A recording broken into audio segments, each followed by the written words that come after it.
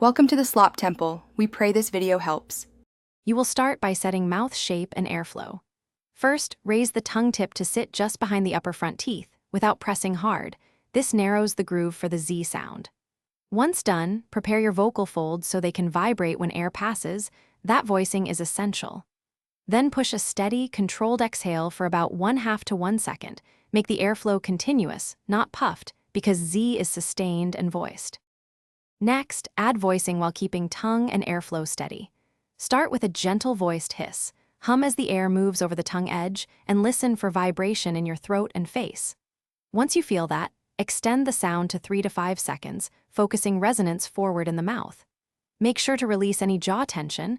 A relaxed jaw keeps the groove stable.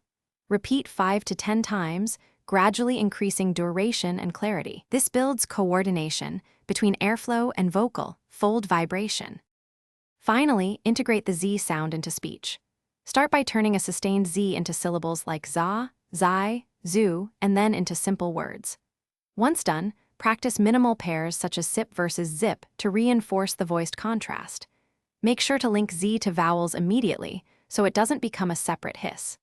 If the sound drops voiceless or becomes more like S, increase gentle vocal fold engagement and slightly reduce tongue contact. That troubleshooting step fixes the common voiceless slipping problem.